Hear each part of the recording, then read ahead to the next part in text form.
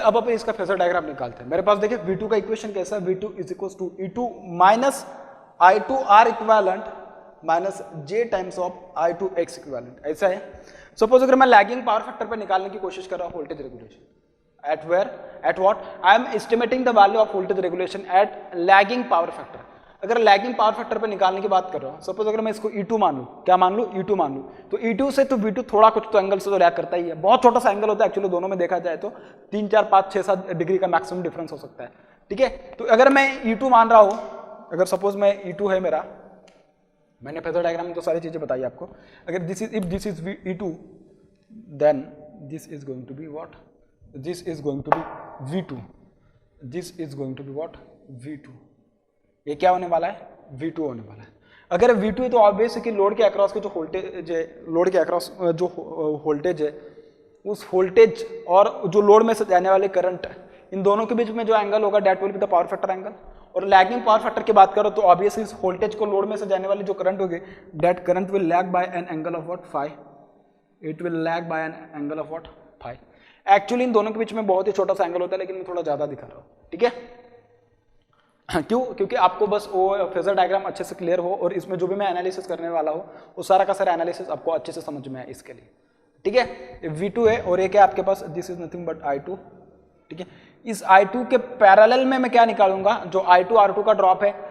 I2 R equivalent का जो drop है, that drop will be drawn, क्योंकि क्या है ना, रेजिस्टिव कंपोनेंट है, so it will be in phase with the voltage, इसके पैरेलल में उसको यहां पे निकालता है, ठीक है। This will be I2 R equivalent, ठीक है। और जो इंडक्टिव ड्रॉप है कौन सा, I2X इक्विवेलेंट, इसको मैं निकालूंगा परपेंडिकुलर टू द करंट, इस करंट को क्या परपेंडिकुलर, तो इसको अगर मैं परपेंडिकुलर अगर निकाल रहा हूं, एक्चुअली परपेंडिकुलर की तरह लग नहीं रहा है,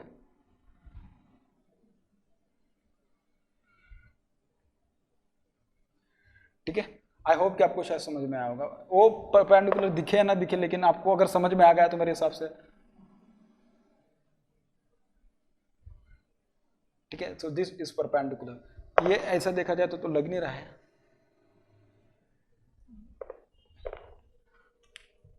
मार्कर ही चेंज कर लेता हूं मैं अभी, ठीक है। तो this is the perpendicular drop, this is I2 R2 and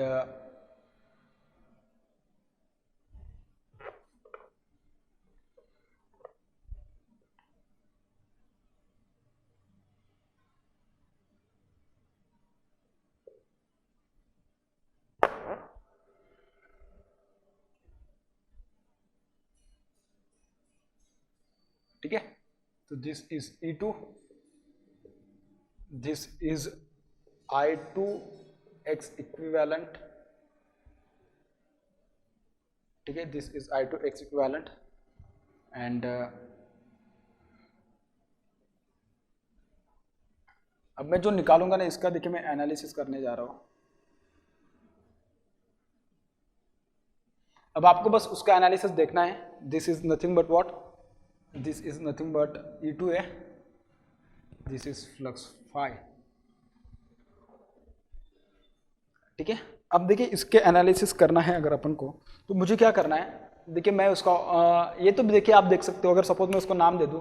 O, इसको मैं बोल दूं A B, तो इसमें ये राइट एंगल ट्रायंगल नहीं बन रहा है, बिल्कुल सही है। देखिए मैं क्या करूंगा, इसका प्रोजेक्शन लूंगा V2 का, मैं उसको बोल सकता हूँ क्या है, तो हॉरिजॉन्टल कंपोनेंट, या मैं उसको बोलता हूँ OA, तो OA का जो वैल्यू आएगा that value will be nothing but what, it will B V2 cos phi, it will be what, V2 cos phi plus R2 I equivalent,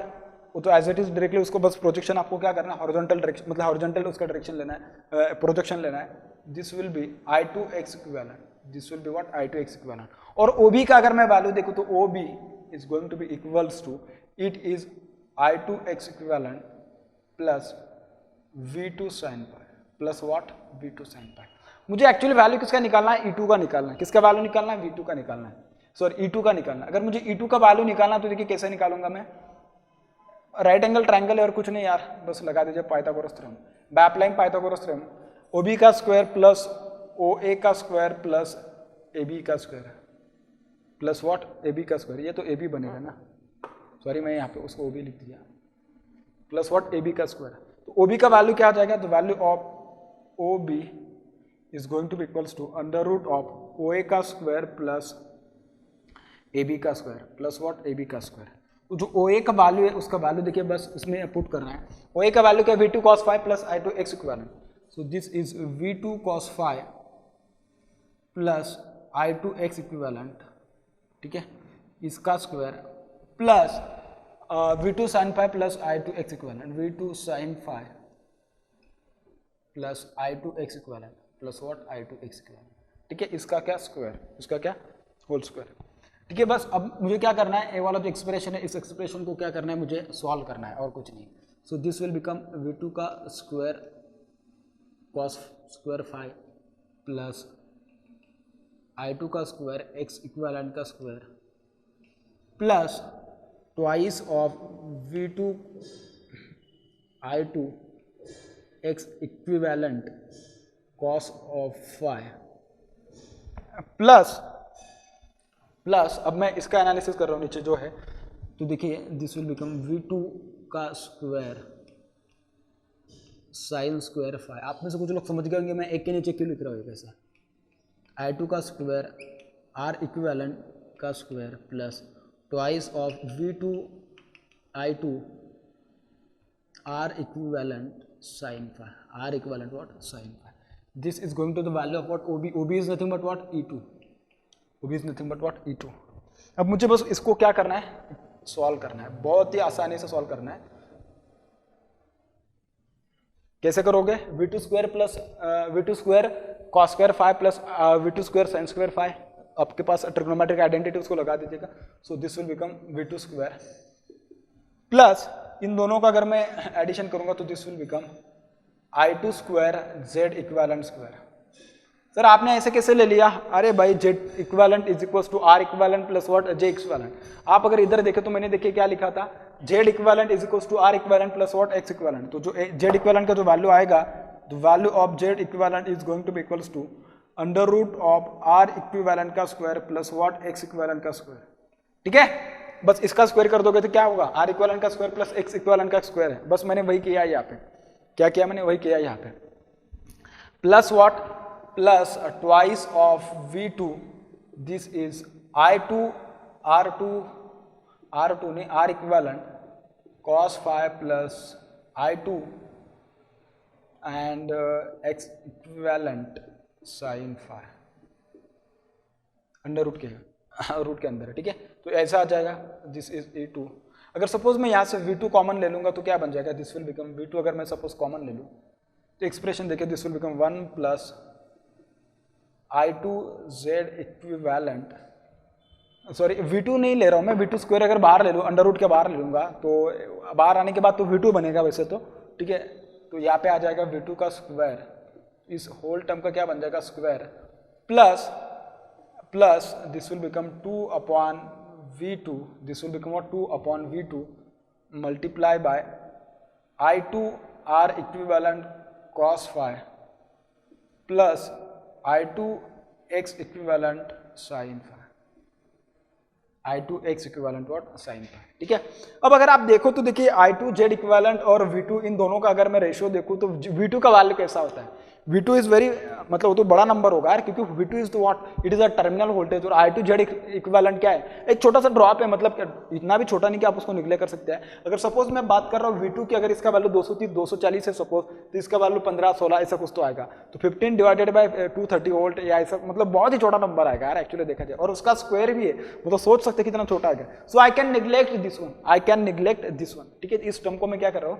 neglect कर रहा हूँ मैं इसको, ठीक है। तो मेरे पास जो एक्सप्रेशन बनेगा, this will become V two is equals to V two under root of 1 plus 2 upon V two into I two R equivalent cos of five plus I two X equivalent sine phi plus what I two X equivalent what sine phi, ठीक है। अब आपके पास ये क्या बन गया, क्या है आपके पास जो बाइनोमियल एक्सपांशन होता है क्या होता है, 1 plus X to the power 1/2, X का एक्सपांशन क्या होता है 1 plus N X by 2 plus N into N minus 1 upon into X square divided by 2 factorial. ऐसा कुछ होता है कि नहीं है? ठीक है, तो अगर ये ऐसा होता है तो अगर आप उसको अच्छे से देखो तो देखिए इसका वैल्यू जो बनेगा वो क्या बनेगा, this will become v2 plus 1 plus 2 upon 2v2। एक बार और फॉर्मूला चेक कर लेना आप, क्योंकि मुझे बहुत दिन से मैंने उसको देखा नहीं है। i2 अगर मैं कॉमन निकालूँ तो this will become r equivalent cos of phi plus x equivalent sine of phi. ऐसा बनेगा कि नहीं बनेगा? बिल्कुल। तो यहाँ से देखिए क्या कैंसिल हो जाएगा, 2 कैंसिल हो जाएगा। ठीक है, तो E2 का जो वैल्यू आएगा E2 इज इक्वल्स टू, अगर मैं इस V2 को अंदर मल्टीप्लाई कर दूं, this will become V2 plus V2, और अब मैं क्या कर रहा हूँ, I2 को अंदर लेके चले जाता हूँ। सो ये V2 कैंसिल हो जाएगा ना, क्योंकि V2 को अगर मैं मल्टीप्लाई करूंगा तो ये कैंसिल हो जाएगा। ठीक है, तो ये डायरेक्टली मैं उसको लिखता हूँ I2 R equivalent cos of phi plus I2 x equivalent sine of phi, x equivalent what, sine of phi. तो मुझे क्या चाहिए था, मुझे तो हाँ वोल्टेज रेगुलेशन चाहिए था ना, तो this will become E2 minus V2, this is equals to I2 R equivalent cos of phi plus I2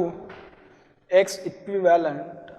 sign of phi, x equivalent what, sine of phi. तो यहाँ से तो आपको एक बात पता चल रही है कि भाई जो E2 minus V2 is equals to I2 R equivalent cos of phi plus X2 X equivalent sine of phi. ये जो पूरा का पूरा एनालिसिस है, ये एनालिसिस ये बता रहा है कि इन दोनों के बीच में जो डिफरेंस आ रहा है ना, this difference is basically responsible for the voltage regulation. और ये जो डिफरेंस है ना वोल्टेजेस में, ये आ रहा है प्राइमरी के ड्रॉप की वजह से और सेकेंडरी के ड्रॉप की वजह से। दोनों के ड्रॉप को आपको कंसिडर करना पड़ेगा, तब जाके आप overall voltage regulation for that particular power factor, for that particular value of the current, you will estimate the value of what, you will estimate the value of what,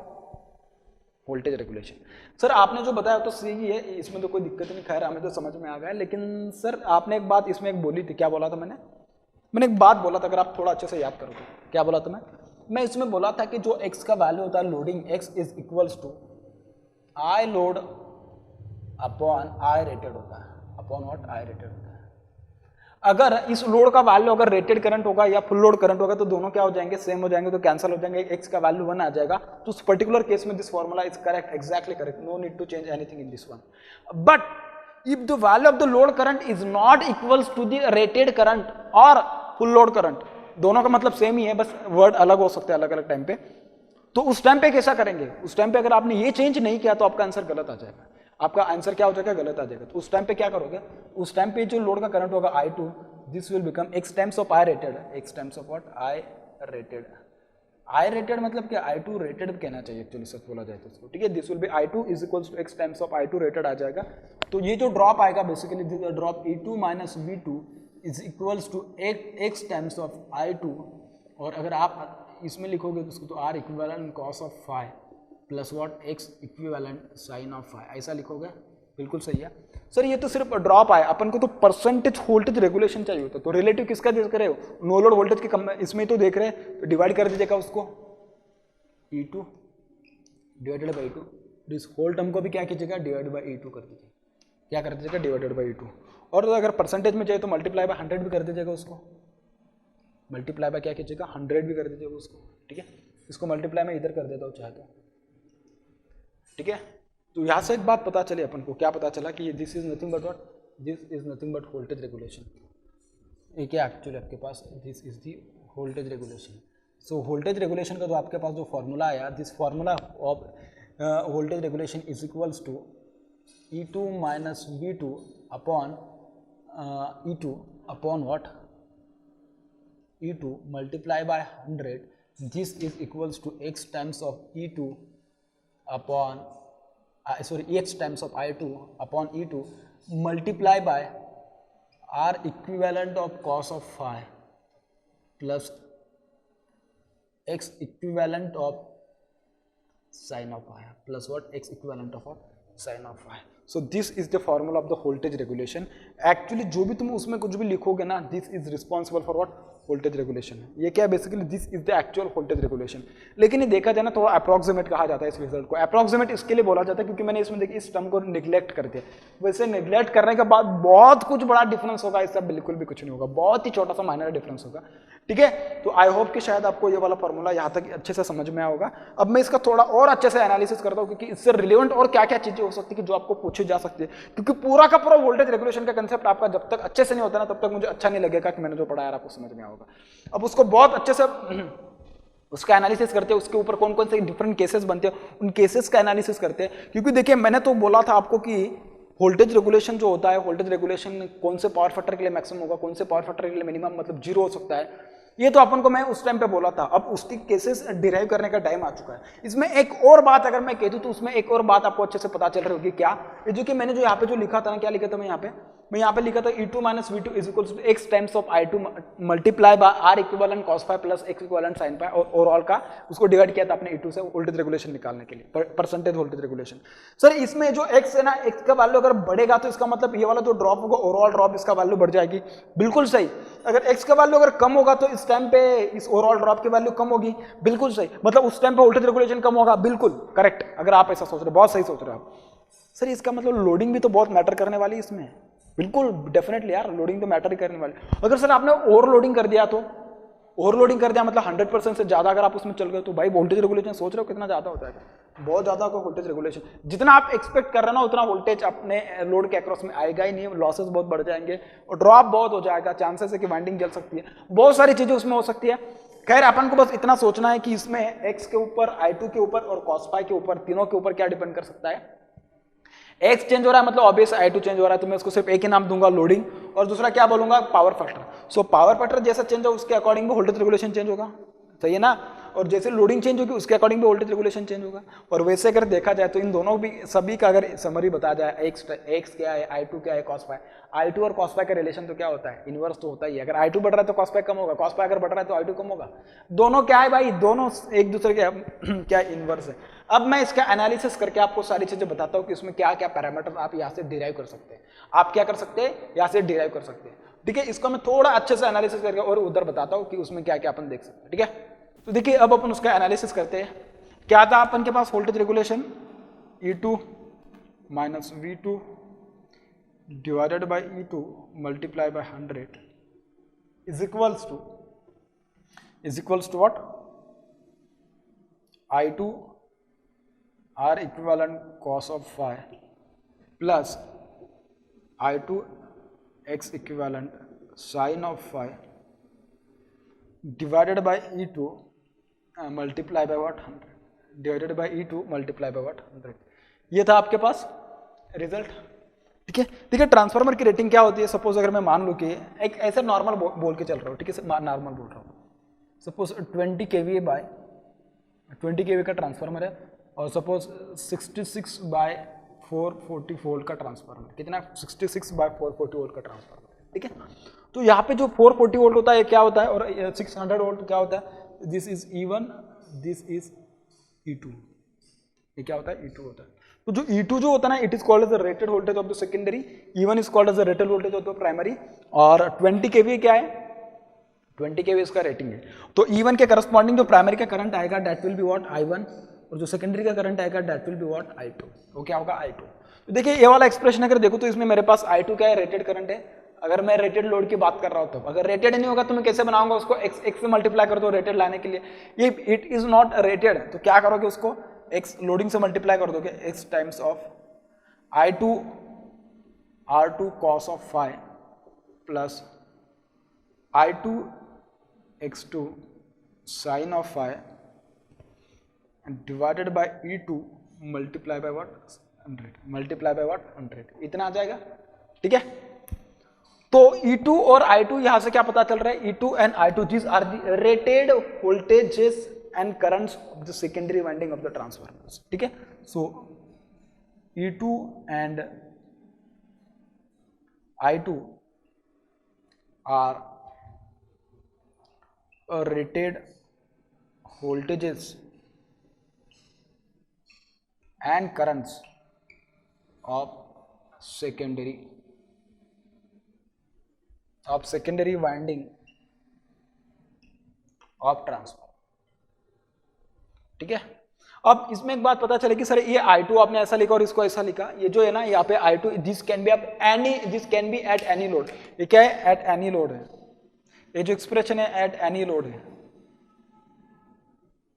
sorry extremely sorry मैं गलत बोल दिया, any load नहीं कह सकते हो आप, this is at rated load, this is what at, this is at rated load, क्योंकि मैंने यहाँ पे x ने लिखा है तो इसका मतलब x ने लिखा है तो उसका मतलब क्या होगा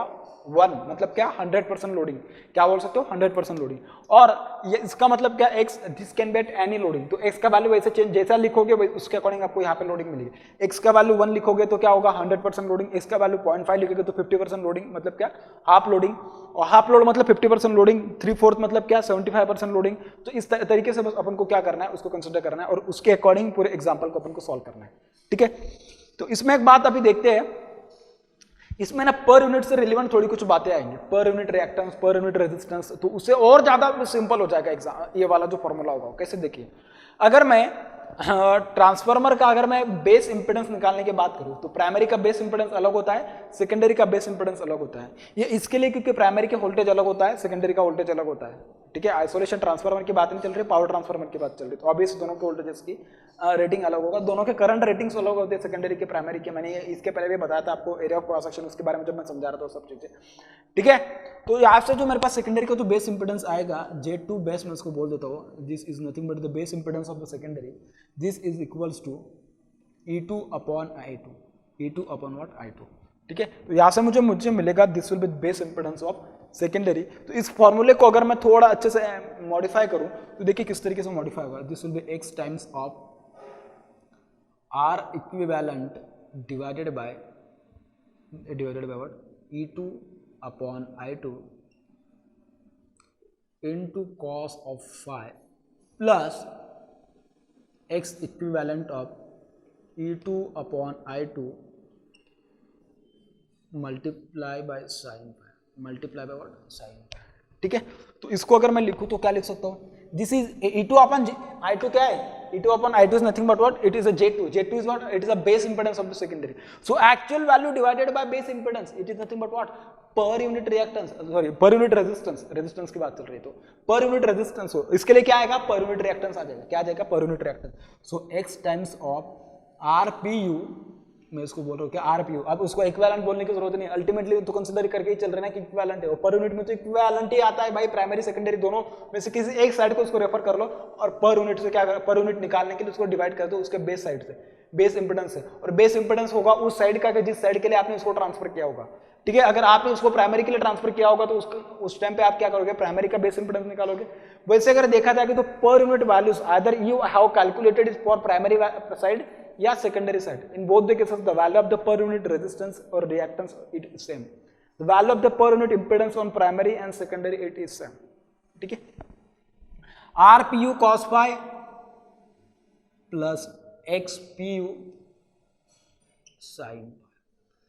सर ये XPU और RPU ये जो मिल रहे हैं ये तो क्या है आपके पास पर यूनिट वैल्यूज है, क्या है पर यूनिट वैल्यूज है। कभी कभी जो आपको देगा ना क्वेश्चन में क्या लिख के देगा 4% रिएक्टेंस 3% रेजिस्टेंस, ऐसा कुछ बोल देगा,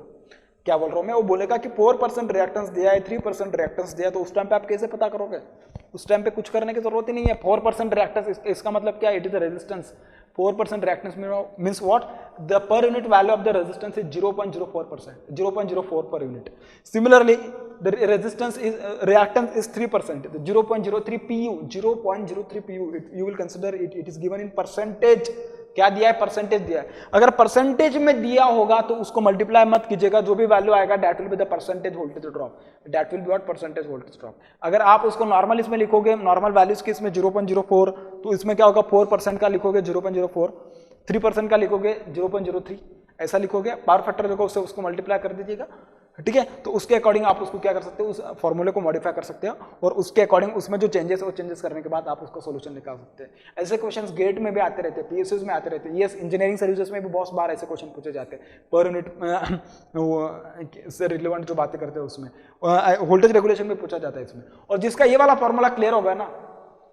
मुझे तो लगता है उसका सारा कंसेप्ट क्लियर होगा वोल्टेज रेगुलेशन का। ये वाला फॉर्मूला जो था I2R equivalent cos phi plus I2X equivalent sin phi divided by E2, तो ये सारी बातें जो होती है ना किसके लिए एप्लीकेबल होती है, ये मैं तो फिलहाल सेकेंडरी के लिए एप्लीकेबल, मतलब सेकेंडरी के लिए मैंने कैलकुलेट करके दिखाया, ये सारी चीज़ आप प्राइमरी के लिए भी कैलकुलेट करके दिखा सकते हैं। बस उस टाइम पे क्या होगा, ये जो R इक्विवेलेंट होगा ना, this will be refer to the primary side, this I2 will be replaced by I1, similarly this I2 will be replaced bye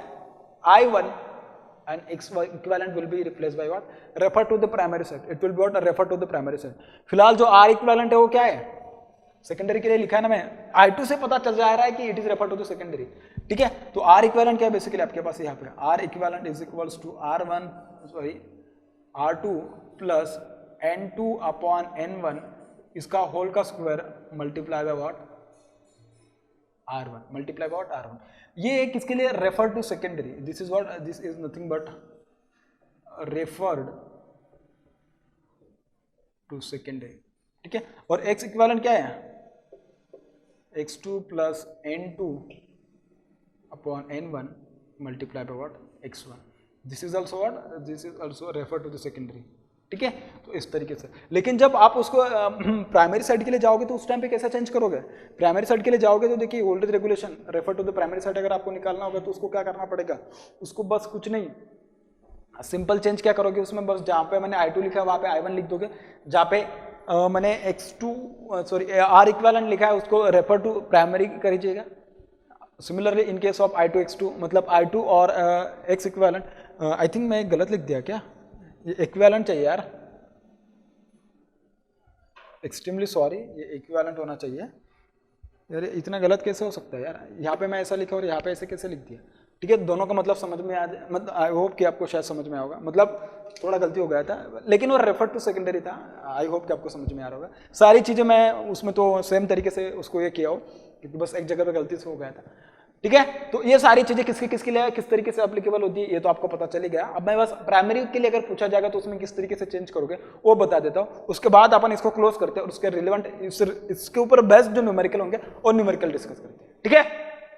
तो देखिए मैं प्राइमरी के लिए उसको मॉडिफाई करके दे देता हूँ, प्राइमरी के लिए आपको कैसे करना है, वोल्टेज रेगुलेशन अगर आप प्राइमरी साइड के लिए निकाल रहे हो, ठीक है।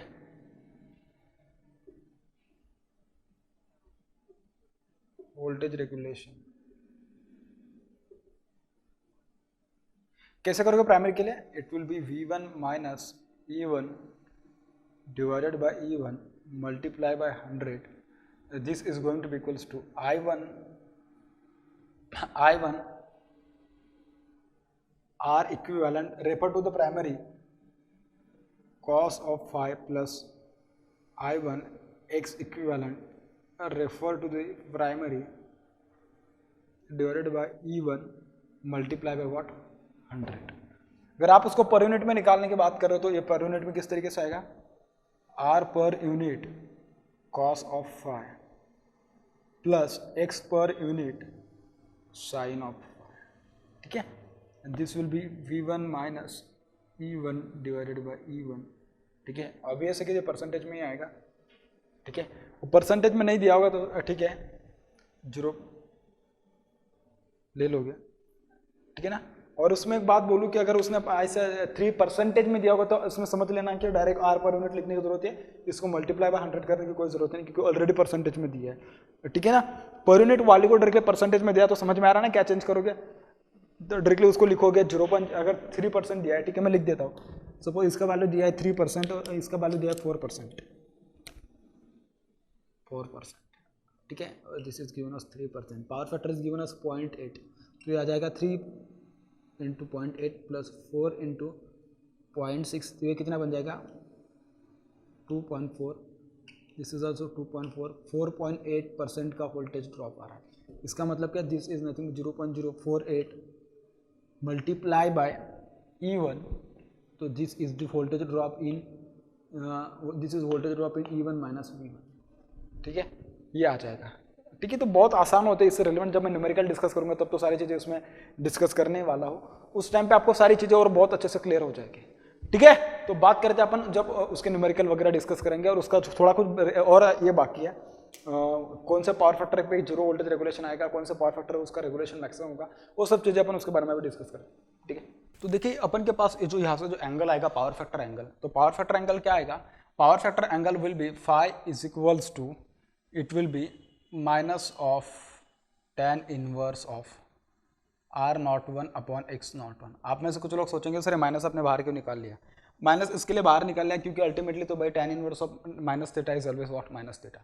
tan inverse of minus theta is what minus tan inverse of theta, इस तरीके से आता है। ये जो माइनस है ना, माइनस क्या इंडिकेट कर रहा है पता है, माइनस क्या इंडिकेट कर रहा है,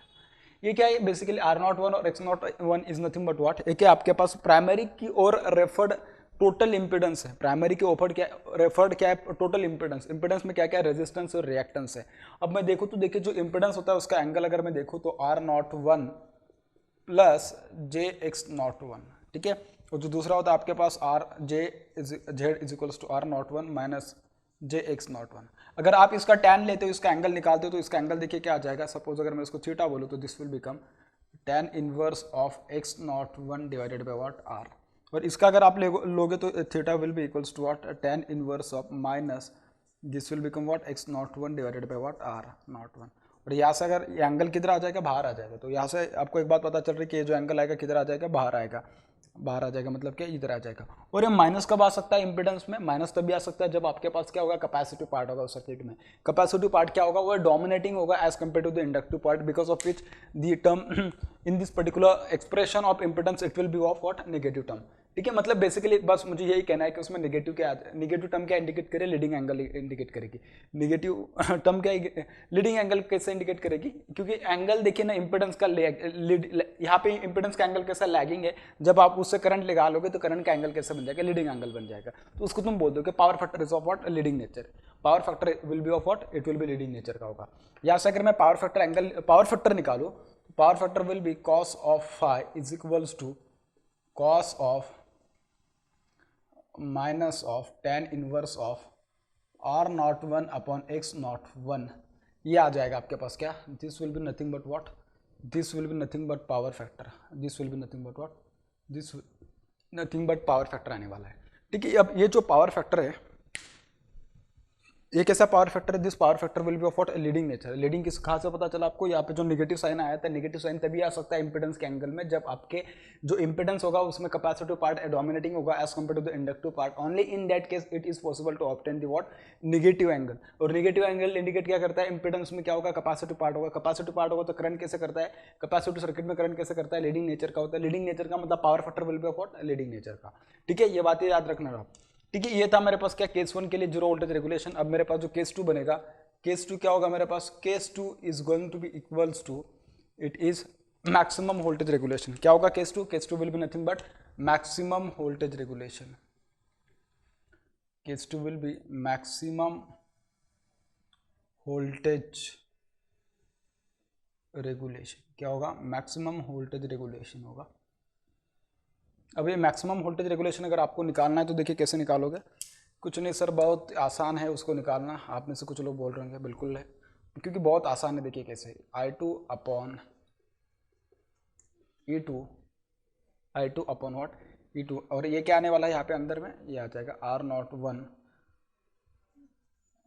cos of phi plus X01 sine of phi, ठीक है। यहाँ से अगर मुझे वोल्टेज रेगुलेशन मैक्सिमम चाहते हैं अपन, तो मैक्सिमम वोल्टेज रेगुलेशन के लिए मैं क्या करूँगा, कुछ नहीं करूँगा बस, और मुझे तो पावर फैक्टर देखना है ना, at what power factor the voltage regulation will be maximum, यही मुझे देखना है। तो उसके लिए क्या करना है, वोल्टेज रेगुलेशन को डिफरेंशिएट कर दीजिएगा with respect to power factor, क्योंकि पावर फैक्टर यहाँ पे वेरिएबल आपने बनाया, और अपने को क्या देखना है, अपन को ये देखना है कि कौन से पावर फैक्टर पे वोल्टेज रेगुलेशन मैक्सिमम होगा। तो उस पावर फैक्टर को निकालने के लिए क्या है ना, वोल्टेज रेगुलेशन को क्या कर दीजिएगा, डिफरेंशिएट कर दीजिएगा with respect to power factor, और उसको इक्वेट्स टू 0 कर दीजिएगा, इक्वेट्स टू क्या कर दीजिएगा 0 कर दीजिएगा। So differentiate voltage regulation with respect to power factor angle phi, with respect to what phi के साथ अगर मैं उसको डिफरेंशिएट करने की बात करूँ तो this will become dVr upon d phi is equals to, ये क्या आ जाएगा आपके पास, देखिए this will become I2 upon R2, cos phi का डेरिवेटिव क्या आ जाएगा R01 इंटू cos फाई का डेरिवेटिव आ जाएगा minus sine phi, so this is minus sine phi plus X01 sine phi का डेरिवेटिव क्या आ जाएगा, this will become cos phi, sine phi का डेरिवेटिव क्या होगा भाई, cos फाई होगा, बिल्कुल सही है। तो यहाँ से अगर मैं उसका tan फाई निकालने की बात करूँ तो tan phi is going to be equals to x naught 1 upon what r naught 1, x naught 1 upon what r naught 1. So phi is going to be equals to tan inverse of x naught 1 upon r naught 1. और आपको यहाँ से एक बात पता चल रहा है कि फाई का जो एंगल आ रहा है वो कैसा आ रहा है, पॉजिटिव आ रहा है, उसमें नेगेटिव वगैरह ऐसा कुछ भी नहीं है. और मैंने यहाँ पे आपको बकायदा लिख के भी दिया था कि एंगल पॉजिटिव कब आएगा, theta will be positive when Z will be containing resistance and inductive part, means what, resistive part and inductive reactance वाला जो पार्ट होगा वो उसमें डोमिनेटिंग होगा, उस टाइप में आएगा. और उस पर्टिकुलर केस में जो आपके पास एंगल आएगा, एंगल कैसा आएगा, पॉजिटिव आएगा. एंगल पॉजिटिव मतलब करंट का एंगल नेगेटिव, क्योंकि वोल्टेज अपॉन इंपिडेंस, जब इंपिडेंस का एंगल पॉजिटिव तो ऊपर जाएगा तो क्या बन जाएगा, नेगेटिव. और नेगेटिव अगर करंट का एंगल बन रहा है इसका मतलब क्या, वो लैगिंग नेचर का है. Current will be of what, lagging nature. It means what, power factor will be also of what, lagging nature. इसका मतलब क्या, आपके पास यहाँ से जो पावर फैक्टर आएगा cos फाई, पावर फैक्टर जो आएगा cos of phi, that is going to be equals to cos of tan inverse of x naught 1 upon r naught 1. This is indicating that your power factor is going to be of what, lagging nature. Power factor is going to be of what, it is going to be what, lagging nature का power factor होने वाला है. किसके case में, when you are thinking about the maximum voltage regulation. और minimum voltage regulation मतलब क्या, zero voltage regulation की बात करें तो इस टाइम पे जो पावर फैक्टर आएगा, power factor will be of what, it will be of leading nature का पावर फैक्टर होगा. किसका होगा, लीडिंग नेचर का पावर फैक्टर होगा. अब ये जो लीडिंग नेचर का पावर फैक्टर आपके पास यहाँ पे जो आ रहा है, ये लीडिंग नेचर का पावर फैक्टर क्या इंडिकेट कर रहा है, ये इंडिकेट कर रहा है कि अगर आपके सर्किट में अगर जितना ज्यादा, मतलब इसमें बेसिकली क्या होता है ना, जो रिएक्टिव पार्ट है ना, रिएक्टिव पार्ट को कंपेंसेट अगर आपको करना है ना तो उसमें कैपेसिटिव पार्ट होना चाहिए. जैसे भी आपने रिएक्टिव पार्ट में कैपेसिटिव पार्ट ऐड कर दिया ना, तो कैपेसिटिव पार्ट क्या करेगा, रिएक्टिव पार्ट की वजह से जो ड्रॉप आने वाला होगा ना, वो ड्रॉप तो कम ही कर देगा. क्या कर देगा, ड्रॉप कम कर देगा. तो ऑब्वियस रेजिस्टेंस रेजिस्टेंस का ड्रॉप आप कम नहीं कर सकते हो. किसका ड्रॉप कम कर सकते हैं, रिएक्टिव पार्ट का ड्रॉप कम कर सकते हो बाय इंप्लॉइंग और incorporating capacitive circuit in the overall circuit. अब कैपेसिटिव सर्किट कैसे करते हैं, ये आप जब वोल्टेज रेगुलेशन, आप जब पावर फैक्टर इंप्रूवमेंट वाली जो चीजें करते हैं उसमें आप ये भी देखते हैं पावर फैक्टर इंप्रूव होता है. ऑब्वियस है कि उस पर्टिकुलर केस में तो करंट कम होने की वजह से आपका वोल्टेज रेगुलेशन पे बेटर हो जाता है, एफिशिएंसी बढ़ जाती है, बहुत सारी चीजें होती है उसमें. खैर फिलहाल तो अपन के डिस्कशन का पॉइंट नहीं है और या टॉपिक भी नहीं है, तो उसके बारे में अपन डिस्कस भी नहीं करेंगे. तो ये यहाँ पे मैंने जो डिस्कस किया, यहाँ पे मैंने सारे केसेस आपके साथ डिस्कस किए कि वोल्टेज रेगुलेशन अगर मैक्सिमम चाहिए, मिनिमम चाहिए, तो उसके लिए किस तरीके से आपके पास different power factor angle possible हो सकते हैं कि जहाँ पे आपको different kind of voltage regulation possible हो सकता है. अब मैं आपको ना एक उसका एक चार्ट तो नहीं कह सकता हूँ मैं, अब मैं उसका एक ऐसा प्लॉट आपको एक ग्राफ प्लॉट कर देता हूं और उस प्लॉट में मैं आपको दिखा देता हूं कि कौन कौन से वोल्टेज रेगुलेशन पे किस टाइप का आपको, मतलब कौन से पावर फैक्टर पे किस टाइप का रेगुलेशन मिलने वाला है, पॉजिटिव वोल्टेज रेगुलेशन कब मिलेगा, नेगेटिव वोल्टेज रेगुलेशन कब मिलेगा, और उसके डिफरेंट केसेस क्या हो सकते हैं, उसके बारे में मैं आपके साथ पहले डिस्कस कर लेता हूँ. ठीक है, तो अपन पहले उसके बारे में डिस्कस कर लेते हैं. तो देखिए अब अपन बात कर लेते हैं किसके बारे में, जो वोल्टेज रेगुलेशन का जो वेरिएशन है with respect to power factor किस तरीके से चेंज होता है उसके बारे में अपन डिस्कस कर लेते हैं. तो देखिए मैंने आपको जो अभी जो फॉर्मूला बताया था किसके लिए, परसेंटेज वोल्टेज रेगुलेशन का जो फॉर्मूला होता है आपके पास, percentage V R is equals to loading X times of R per unit cos of phi plus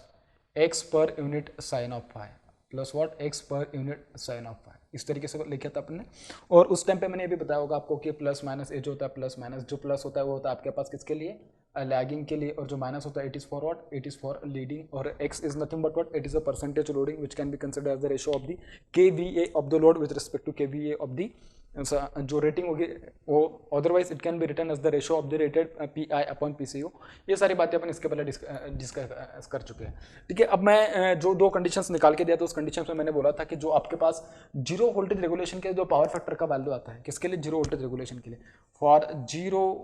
voltage regulation के लिए देखिए जो वैल्यू आता है आपके पास पावर फैक्टर का जीरो वोल्टेज रेगुलेशन, जो पावर फैक्टर का वैल्यू आएगा phi is going to be equals to tan inverse of R per unit upon X per unit,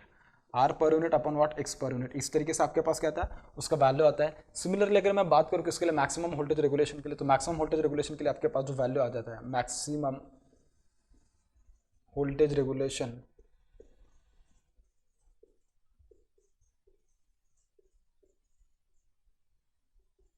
तो उसका जो वैल्यू आएगा आपके पास फाई का, phi is going to be equals to minus tan inverse of X P U upon R P U, X P U upon what R P U. तो देखिए ये दो कंडीशंस अपन ने डिराइव किए थे, किसके लिए, जीरो वोल्टेज रेगुलेशन के लिए, मैक्सिमम वोल्टेज रेगुलेशन के लिए। अब उनको देख, जब मैं इनको, अभी तो मैंने उनको न्यूमेरिकली डिराइव किया, अब मैं जब उनको ग्राफिकली दिखाऊंगा इस पर्टिकुलर ग्राफ के ऊपर, percentage voltage regulation versus power factor के ऊपर, तब आपको उनको पता चलेगा कि इनका बेसिकली एक्चुअली नेचर किस तरीके से आने वाला है, उनका बेसिकली एक्चुअली देखेंगे कि नेचर किस तरीके से आने वाला है। ठीक है, देखिए अगर मैं बात करूँ कि percentage voltage regulation versus power factor है इस पर्टिकुलर ग्राफ में, तो उसका ग्राफ जो आएगा देखिए किस तरीके से आने वाला है। जब मैं इस ग्राफ को प्लॉट करूंगा तो उसका ग्राफ जो आने वाला होता है बेसिकली देखिए इस तरीके से उसका ग्राफ आता है। मैं ग्रीन पेन से उसको दिखा रहा हूँ, इसका ग्राफ देखिए इस तरीके से आता है, इस तरीके से उसका ग्राफ आता है। और आप देख सकते हो कि इसका जो ग्राफ है उसमें से एक बात पता चल रही है कि जब मैं -0.8 के आगे जब जा रहा हूँ तो मतलब जो लीडिंग पावर फैक्टर होगा मेरे पास कैसा है कि मतलब 0.9, 0.98, 0.95, 0.96 इस तरीके के जो मेरे पास पावर फैक्टर हो गए, उस पावर फैक्टर पे देखिए मुझे क्या है ना, जीरो वोल्टेज रेगुलेशन मिल रहा है। उस पावर फैक्टर पे मुझे क्या है ना, जीरो वोल्टेज रेगुलेशन मिल रहा है। और भाई अगर मुझे इस -0.95 लीडिंग पावर फैक्टर पे अगर जीरो वोल्टेज रेगुलेशन मिल रहा है, इसका मतलब क्या, इस पर्टिकुलर केस पे ये हो रहा है कि मतलब कि जो आपके पास रिसीविंग एंड का वोल्टेज होगा, या मैं कह सकता हूँ कि लोड के अक्रॉस का वोल्टेज होगा, इस पर्टिकुलर केस में तो voltage across the load is going to be equals to the voltage जो आपके पास इंड्यूस्ड ईएमएफ होगा उसके अक्रॉस का वोल्टेज। देखिए अगर मैं उसको ग्राफिकली मतलब अगर उसका एक्चुअली जो कंडीशन है उस कंडीशन की अगर मैं बात करूँ तो यहाँ पे बेसिकली हो क्या रहा है, यहाँ पे E2 is equals to V2 इस तरीके से ऐसा कंडीशन ऑब्टेन हो रहा है कहाँ पे, जब आपके पास पावर फैक्टर का वैल्यू कैसे -0.95, 0.98, 0.9 मतलब जो लीडिंग पावर फैक्टर है उसके लीडिंग पावर फैक्टर पे आपको कैसा वोल्टेज रेगुलेशन मिल रहा है, जीरो वोल्टेज रेगुलेशन मिल रहा है। और जीरो वोल्टेज रेगुलेशन मिल रहा है इसका मतलब क्या, जो टर्मिनल वोल्टेज और जो इंड्यूस्ड ईएमएफ होगा आपके पास सेकेंडरी के अक्रॉस में, दोनों का वैल्यूज कैसा होगा, सेम होगा, दोनों के वैल्यूज कैसे होंगे, सेम होंगे। अगर आप थोड़ा आगे जाए तो देखिए यहाँ से क्या पता चल रहा है आपको, -0.8, 0.9, 0.95, 0.998, 0.9 ये जो कुछ पावर फैक्टर है उसके आगे जब आप यहाँ पे आए जीरो पे, तो जीरो पे जो मतलब कॉस ऑफ जीरो जो होगा बेसिकली, कॉस ऑफ जीरो मतलब cos of 0 is equals to what, it is equals to 1 1 is nothing but it is a power unity power factor की बात चल रही है यहाँ पे फिलहाल। तो जो यूनिटी जो पावर फैक्टर होगा उस यूनिटी पावर फैक्टर पे आपकी जो वोल्टेज रेगुलेशन मिलने वाला है उसका वैल्यू अगर मैं देखूँ तो देखो उसका वैल्यू किस तरीके से मिल रहा है। जब मैं बात कर रहा हूँ किसकी, जब मैं बात कर रहा हूँ यूनिटी पावर फैक्टर की, तो यूनिटी पावर फैक्टर पे मुझे जो वोल्टेज रेगुलेशन मिल रहा है कैसा मिल रहा है, पॉजिटिव वोल्टेज रेगुलेशन मिल रहा है। कैसा मिल रहा है, पॉजिटिव वोल्टेज रेगुलेशन मिल रहा है। इसका मतलब क्या, एट यूनिटी पावर फैक्टर अगर मैं उसकी बात करूँ, एट यूपीएफ अगर मैं बात करूँ तो जो टर्मिनल वोल्टेज होगा उसका वैल्यू कैसा होगा, कम होगा, किसके कंपैरिजन में, E2 के कंपैरिजन में। इसका मतलब अगर V2 का वैल्यू कम होगा E2 के कंपैरिजन में, तभी तो उस पर्टिकुलर केस में पॉसिबल होगा कि दोनों के अक्रॉस को जो वोल्टेज ड्रॉप होगा that will be positive, because ultimately अपन जब वोल्टेज रेगुलेशन लिखते हैं क्या लिखते हैं अपन, percentage voltage regulation is equals to E2 minus V2 divided by V2 multiply by 100। ये जब लिख रहे हैं अपन तो मैं बोल रहा हूँ कि E2 माइनस V2 इन दोनों का डिफरेंस अगर पॉजिटिव आ रहा है इसका मतलब ऑब्वियस है कि E2 का वैल्यू ज्यादा है किसके कंपैरिजन में, V2 के। और ये तभी पॉसिबल हो सकता है जब आपके पास क्या होगा, जब आपके पास वोल्टेज ड्रॉप उन दोनों के अक्रॉस में जो ऑकर होगा पॉजिटिव होगा, तभी पॉसिबल होगा। आप खुद सोच के देखिएगा ना, आप खुद सोच के देखिएगा कि अगर मैं यहाँ पे R per unit cos pi plus minus X पर यूनिट साइन पाई, इसको जब मैं लिख रहा हूँ, अगर मैं यूनिटी पावर फैक्टर की बात करूँ तो यूनिटी पावर फैक्टर कैसा है, X पर यूनिट साइन पाई क्या हो जाने वाला है, उसका वैल्यू तो जीरो हो जाएगा, क्योंकि ऑब्वियस यूनिटी पावर फैक्टर पे मतलब रिएक्टिव पावर क्या हो जाएगी, जीरो। तो मतलब इसकी वजह से जो ड्रॉप आएगा that drop will become zero, voltage drop due to the reactive component it will also be zero. तो उसकी कंपैरिजन उस पर्टिकुलर केस में अगर मैं बात करूं तो R per unit cos phi only this term is going to exist, और ये टर्म जो एग्जिस्ट करने वाले basically this term is nothing but the difference between E2 minus V2, it is going to be nothing but what, E2 minus V2। It is bit obvious that R per unit cos phi का तो value तो 1 ही होगा, तो R per unit is the value which is responsible for the voltage difference which is going to occur in that particular condition, and that difference is going to be positive because of which the voltage regulation which we are obtaining at unity power factor condition it is also going to be positive, it is also going to be what, positive। और मैंने इसको यहाँ पे positive दिखाया इस तरीके से, इतना समझ में आ रहा है, ठीक है। उसके बाद जैसे जैसे मैं पावर फैक्टर की वैल्यूज देखते गया आगे, जैसे जैसे मतलब पावर फैक्टर का जो नेचर देखते गया मैं कि जैसे उसका मतलब यहाँ से तो पावर फैक्टर डिक्रीज हो रहा है, पावर फैक्टर कैसे हो रहा है, डिक्रीज हो रहा है, क्योंकि देखिए ना आप देख सकते हो कि वैसे एंगल डिक्रीज हो रहा है उसके अकॉर्डिंग देखा जाए तो मतलब सॉरी एंगल इंक्रीज होते जा रहा है इसके कंपैरिजन में, सॉरी इसके कंपैरिजन में देखा जाए तो एंगल इंक्रीज होता जाएगा, और कॉस का वैल्यू मैक्सिमम जीरो पे होता है, और जैसे जैसे आप एंगल बढ़ाते जाओगे वैसे उसका कॉस का वैल्यू कैसा हो जाएगा, कम होते चले जाएगा। इसका मतलब यहाँ पे देखिएगा यहाँ पे क्या होगा, एंगल का वैल्यू को 0.8 पे अगर देखा जाए तो 36.86, अगर यहाँ पे देखें तो 53.13, उसके अकॉर्डिंग मतलब आगे कैसे आपके वैल्यूज एंगल डिक्रीज होते हैं, एंगल इंक्रीज होते जा रहे हैं, पावर फैक्टर कैसे होते जा रहे हैं, डिक्रीज होते जा रहे हैं। और जैसे जैसे आपके पास पावर फैक्टर डिक्रीज होते जा रहा है उसके उसी केस में अगर देखा जाए तो आपका जो वोल्टेज रेगुलेशन है, वोल्टेज रेगुलेशन उसके इसमें देखिए कैसे लीनियरली इंक्रीज होते जा रहा है, वोल्टेज रेगुलेशन देखिए एक पर्टिकुलर पॉइंट तक तो लीनियरली इंक्रीज होते जा रहा है, और आप एक पर्टिकुलर वैल्यू तक पहुंचने के बाद या पर्टिकुलर पावर फैक्टर पे पहुंचने के बाद आपको पता चल रहा है कि देखिए यहाँ पे जो वोल्टेज रेगुलेशन, यहाँ पे मैक्सिमम वोल्टेज रेगुलेशन मिल रहा है, यहाँ पे क्या मिल रहा है, मैक्सिमम वोल्टेज रेगुलेशन मिल रहा है, इस तरीके से आपको। तो इसका मतलब है आपको जो इसके पहले जो आपने कंडीशन डिराइव की थी, कौन सा कंडीशन डिराइव किया था आपने, जो कंडीशन डिराइव किया था भाई वो कंडीशन ये डिराइव किया था कि जो मैक्सिमम वोल्टेज रेगुलेशन होगा that will be obtain at negative power factor, negative angle. Angle negative होता है मतलब क्या होता है, angle is lagging to the supply voltage and it is possible only in case of the inductive load, it is possible in case of lagging load you can say. So ultimately from this we got the condition that in case of the maximum voltage regulation the nature of the power factor is going to be lagging. So this one indicates that this one is nothing but what, it is nothing but the lagging power factor. This one is nothing but what, a lagging power factor. So maximum voltage will be obtained in case of what, a lagging power factor, in case of what, lagging power factor, ठीक है। और जो आपने जो zero voltage regulation की बात करी थी, जीरो वोल्टेज रेगुलेशन आप कौन से पावर फैक्टर पे ऑब्टेन कर रहे थे, zero voltage regulation was possible to obtain at leading power factor, at what, leading power factor. So I will write it as a this is possible to obtain at what, leading power factor, this is possible to obtain at what, leading power factor. So this is nothing but